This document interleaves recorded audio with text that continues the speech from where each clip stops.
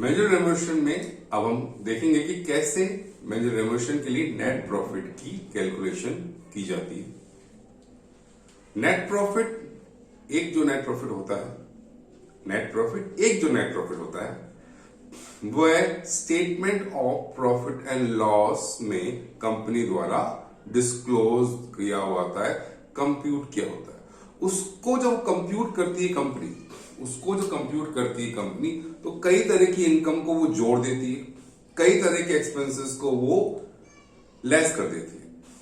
पर ऐसे एक्सपेंसेस को सेक्शन 198 के लिए, यानी कि नेट प्रॉफिट जो हम मेजर रेम्यूनरेशन के लिए कंप्यूट कर रहे हैं, उनके लिए दो क्लासेस में, दो कैटेगरीज में, दो वर्गों में बांटा जा सकता है।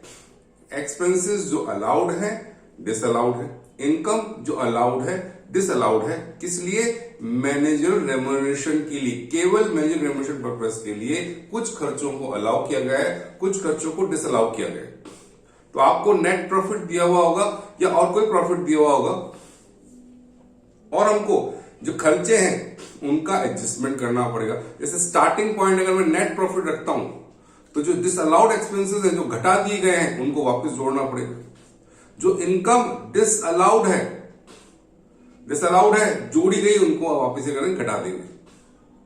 ठीक है, ऐसा एडजस्टमेंट करेंगे। इसके पहले ये जान लेते हैं हम लोग कि कौन से एक्सपेंसेस डिसअलाउड है, कौन से एक्सपेंसेस अलाउड है, कौन से इनकम डिसअलाउड है और कौन से इनकम अलाउड है। आइए शुरू करते हैं।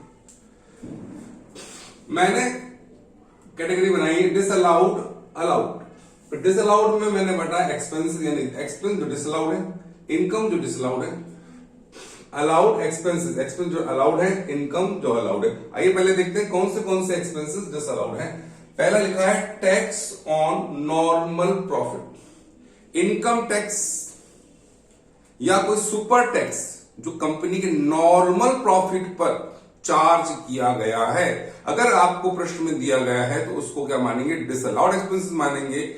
ये ध्यान रखिएगा। सेकेंड पॉइंट है एक्स ग्रेशिया और वॉलंटरीली पेमेंट ऑफ कंपनसेशन। अगर यदि कोई आपने कंपनसेशन पे किया है, वो पे किया आपने एक्स ग्रेशिया या वॉलंटरीली, यानी अपनी स्वेच्छा से, अपनी इच्छा से कोई कंपनसेशन दिया है, कोई लीगल, कोई कानूनी आप पर दबाव नहीं था, कोई कानूनी जबरदस्ती नहीं थी, आपने अपनी मर्जी से अगर कंपनसेशन दिया है, तो वो क्या होगा? डिसअलाउड एक्सपेंसेस होगा। ये दो ही खर्चे इंपॉर्टेंट है, ये दो ही खर्चे डिसअलाउड है, इनको आपको ध्यान में रखना पड़ेगा। आइए देखते हैं कौन से इनकम डिसअलाउड है। पहला, premium on issue of shares और डिबेंचर। आहा, ये चीज आपने सुनी हुई होगी काफी 11th क्लास 12th क्लास से, कि अगर आप शेयर इश्यू करते या डिबेंचर इश्यू करते और उसकी आप जो प्राइस होती है, जिसको हम बोलते हैं, उस प्राइस से ज्यादा प्राइस पे इश्यू कर देते, तो डिफरेंस को क्या बोलते हैं हम लोग? प्रीमियम। अगर कंपनी को शेयर्स या डिवेंचर्स दोनों में से किसी पर के इशू पर हम अगर प्रीमियम मिला है, तो वो क्या होगा? डिसअलाउड इनकम होगी। उसको अगर नेट प्रॉफिट कंप्यूट करने में कंपनी ने जोड़ा है, तो उसको करेंगे हम लोग, घटा देंगे। नेक्स्ट पॉइंट है profit on reissue of forfeited shares. यदि शेयर होल्डर्स ने, और ज्यादातर इक्विटी शेयर होल्डर्स ने, किसी कॉल्स का पेमेंट नहीं किया और कंपनी ने जो शेयर्स थे वो फॉरफिट कर दिए, और उन फॉरफिटेड शेयर्स को रीइश्यू किया, और रीइश्यू करने पर कंपनी को कोई प्रॉफिट हुआ, तो प्रॉफिट क्या होगा? डिसअलाउड होगा। नेक्स्ट है profit on sale of asset where sale price exceed cost. अगर कंपनी कोई एसेट्स बेची है, और जो कंपनी ने एसेट्स बेची है, वो जो प्राइस पे बेची है, वो प्राइस उस एसेट के कॉस्ट से भी ज्यादा है। कंपनी ने कोई एसेट बेची है, जिस प्राइस पर कंपनी ने एसेट बेची है, वो अगर एसेट्स के कॉस्ट से भी ज्यादा होगा, तो सेल प्राइस माइनस कॉस्ट को क्या बोलेंगे हम लोग? डिसअलाउड इनकम बोलेंगे। एक और चीज पॉइंट है जो मैं लिखना चाहूंगा यहां पे, profit on sale of undertaking. अगर कोई कंपनी अपनी अंडरटेकिंग को, डिवीजन को बेचती है, अंडरटेकिंग को, डिवीजन को, डिपार्टमेंट को बेचती है, उसको बेचने से कंपनी को अगर प्रॉफिट होता है तो वो भी क्या होगा, डिसअलाउड इनकम होगी। आइए अब पढ़ते हैं अलाउड, अब हम बढ़ते हैं अलाउड एक्सपेंसेस और अलाउड इनकम की तरफ। अलाउड एक्सपेंसेस पहला पॉइंट है ऑल यूजुअल वर्किंग एक्सपेंसेस। सीधी सी हेडिंग पर बहुत कुछ चीजें इसमें कवर की जाएंगी। ऐसे सारे खर्चे जो यूजुअल हैं और बिजनेस को चलाने में किए जाते हैं, वे सारे खर्चे क्या कहे जाएंगे, इस हेडिंग में आएंगे। ऑल यूजुअल वर्किंग एक्सपेंसेस, और सारे खर्चे क्या होंगे, वो अलाउड होंगे। नेक्स्ट पॉइंट है डायरेक्टर्स रेम्यूनरेशन। डायरेक्टर्स रेम्यूनरेशन क्या है, अलाउड है। पर अगर आपको कंपनी का स्टेटमेंट ऑफ प्रॉफिट लॉस दे रखा है, उसके अंदर डायरेक्टर्स रेम्यूनरेशन, डायरेक्टर्स मतलब डायरेक्टर या मैनेजिंग डायरेक्टर या मैनेजर का रेम्यूनरेशन दे रखा है, तो उसको एक बार डिसअलाउड मानते हुए ऐड करना पड़ेगा, और फिर जो हम इस रेट से निकालेंगे डायरेक्टर्स रेम्यूनरेशन, उस डायरेक्टर्स रेम्यूनरेशन को अलाउड एक्सपेंसेस माना जाएगा। नेक्स्ट है टैक्स ऑन अबनॉर्मल और एक्सेस प्रॉफिट। अभी हमने पढ़ा था कि कोई नॉर्मल प्रॉफिट पे टैक्स लगता है तो वो डिसअलाउड एक्सपेंस होता है, पर कोई एक्सेस या अबनॉर्मल प्रॉफिट हो जाता है, उस पर टैक्स लगता है, तो वो क्या हो जाएगा, अलाउड एक्सपेंस हो जाएगा। नेक्स्ट पॉइंट है बोनस और commission. Normally during the course of business company bonus देती है, कमीशन देती है, अगर कमीशन या बोनस दिया है तो वो क्या हो जाएगा, अलाउड एक्सपेंसेस हो जाएगा। नेक्स्ट पॉइंट है कंट्रीब्यूशन अंडर सेक्शन 181। सेक्शन 181 है कंपनीज एक्ट 2013 में, कंपनीज एक्ट 2013 की सेक्शन 181 के तहत अगर कंपनी ने कंट्रीब्यूशन दिया है, यहां कौन सा कंट्रीब्यूशन की बात कर रहे हैं, bona fide charitable and other funds, यानी कि कंपनी ने चैरिटेबल और अदर फंड्स को कंट्रीब्यूशन दिया है तो वो क्या होगा, अलाउड एक्सपेंस हो जाएगा। नेक्स्ट पॉइंट है डेप्रिसिएशन अंडर सेक्शन 123। आपको उलझाने के लिए सवाल में कई बार देते हैं depreciation under income tax act, depreciation under companies act. यहां जो कंपनीज एक्ट वर्ड यूज करते हैं वो उसका मतलब होता है डेप्रिसिएशन अंडर सेक्शन 123। अगर आपको दे रखा है डेप्रिसिएशन अंडर कंपनीज एक्ट और depreciation under income tax act, तो हमें कौन सा कंसिडर करना है, हमें कौन सा डेप्रिसिएशन लेना है, जो डेफिनेशन दे रखा है as per companies act. Income tax act का इनकम टैक्स एक्ट में देखेंगे। नेक्स्ट पॉइंट है compensation by virtue of legal liability including liability by breach of contract. अगर आपने किसी कॉन्ट्रैक्ट को तोड़ दिया, पूरा नहीं कर पाया, या कोई लीगल लायबिलिटी हो गई, मान लीजिए वर्कमैन्स कंपनसेशन एक्ट के तहत आपको वर्कमैन को कंपनसेशन देना पड़ा, वो जो कंपनसेशन दिया है वो एक लीगल लायबिलिटी के तहत दिया है, कानूनी जरूरी था वो, उसके कारण दिया है, कानून के कारण आपने को पेमेंट किया है कंपनसेशन का, या ब्रीच ऑफ कॉन्ट्रैक्ट, आपने कॉन्ट्रैक्ट पूरा नहीं किया, कॉन्ट्रैक्ट तोड़ दिया, उसका कंपनसेशन दिया है, तो वो कंपनसेशन क्या होगा, अलाउड एक्सपेंस हो जाएगा। नेक्स्ट है इंश्योरेंस प्रीमियम।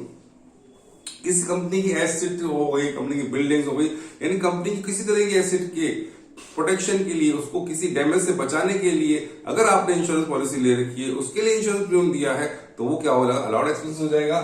नेक्स्ट पॉइंट है debt considered bad and written off. कोई डेट्स जो कि क्या माना गया, बैड माना गया, यानी बैड डेट्स वो तभी अलाउड एक्सपेंस होंगे जब आपने पुस्तकों में उसको क्या कर लिया होगा, रिटर्न ऑफ कर लिया होगा, अपलिखित कर लिया होगा। एक पॉइंट यहां देख समझने वाली बात है कि अगर कोई खर्चा ऐसे रिपेयर एक्सपेंसेस है, जैसे बैड डेट्स है, इनके खर्चे तभी अलाउड होंगे जबकि एक्चुअली हुए हैं और पुस्तकों में इनके लिए एंट्री की गई। अगर किसी तरह का प्रोविजन बना रखा है, provision for repair, provision for bad debts, expenses allowed नहीं होंगे। आइए फटाफट देख लेते हैं इनकम कौन सी इनकम अलाउड है। Subsidy and bounties. अगर कोई सब्सिडीज एंड बाउंटीज कंपनी को मिलती है सेंट्रल गवर्नमेंट से, स्टेट गवर्नमेंट से या पब्लिक अथॉरिटी से, वो इनकम अलाउड है।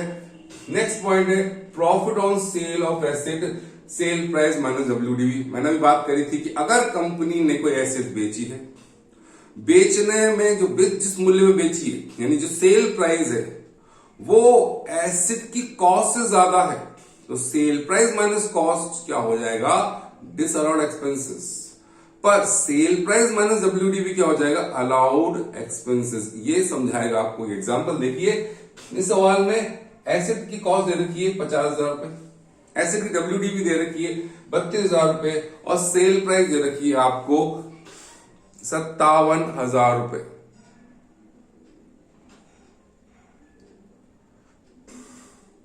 ₹57,000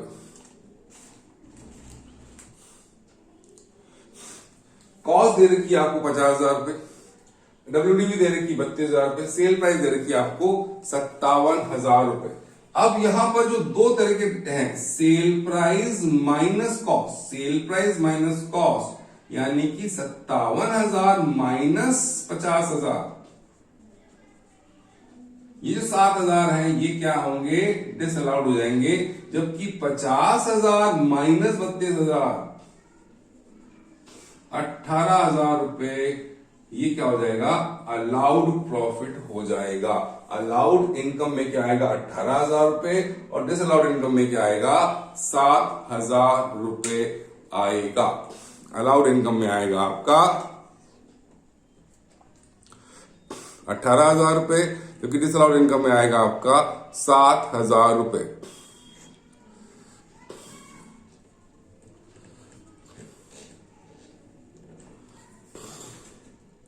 इसको बहुत ध्यान से समझ लीजिएगा, ये एग्जाम में कई बार पूछा जाता है, ऑलमोस्ट पूछा जाता है। संपत्ति बेची गई है 57,000 में, उसकी कॉस्ट थी 50,000 रुपए और WDV थी 32,000 रुपए।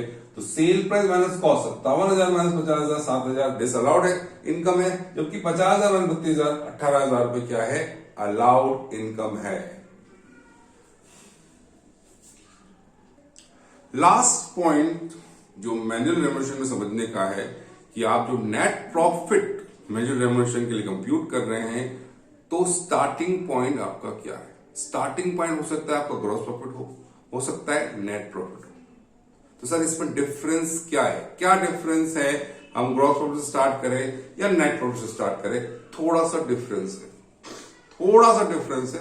आइए उस डिफरेंस को देखते हैं। अगर आपका स्टार्टिंग पॉइंट ग्रॉस प्रॉफिट है, तभी आपको एडजस्टमेंट करना है एक्सपेंसेस का, इनकम का। अगर आपका नेट प्रॉफिट से स्टार्टिंग पॉइंट है, तो भी आपको एडजस्टमेंट करना है एक्सपेंस का, इनकम का। अगर ग्रॉस प्रॉफिट स्टार्टिंग पॉइंट है, तो एक्सपेंसेस है, वो कौन से एक्सपेंसेस देखने हैं हमको, जो अलाउड है, यानी डिसअलाउड एक्सपेंसेस को हमें भूल जाना है, भूल जाइए। और इनकम कौन सी देखनी है, जो अलाउड है, डिसअलाउड इनकम का ध्यान नहीं रखना। क्योंकि जब ग्रॉस प्रॉफिट होता है, तो ग्रॉस प्रॉफिट के अंदर कोई भी तरह के खर्चे, इनकम का एडजस्टमेंट किया हुआ नहीं होता। तो हमें जो नेट प्रॉफिट निकालना है मैनेजरियल रेम्युनरेशन के लिए, उसके लिए क्या करेंगे, एक्सपेंसेस जो अलाउड है वो घटा देंगे, जो इनकम अलाउड है उन्हें जोड़ देंगे। यानी कि जो एक्सपेंस अलाउड है उन्हें घटा देंगे, जो इनकम अलाउड है उन्हें जोड़ देंगे।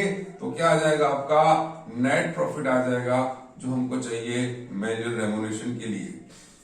वहीं पे स्टार्टिंग पॉइंट अगर आपका नेट प्रॉफिट है, स्टार्टिंग पॉइंट नेट प्रॉफिट है, तो भी एडजस्टमेंट एक्सपेंस इनकम का करना है। कौन से एक्सपेंस का एडजस्टमेंट करना है, जो डिसअलाउड है। डिसअलाउड का करना है, अलाउड को हमें छोड़ना ही नहीं है। डिसअलाउड एक्सपेंसेस को करना है, हमको जोड़ना है वापिस से। और जो इनकम है वो कौन सी इनकम देखनी है, डिसअलाउड, उन्हें क्या करना है, घटाना है। ये एडजस्टमेंट करने के बाद क्या आ जाएगा, नेट प्रॉफिट आ जाएगा, जो हमको चाहिए मैनेजरियल रेम्युनरेशन के लिए। Thank you very much.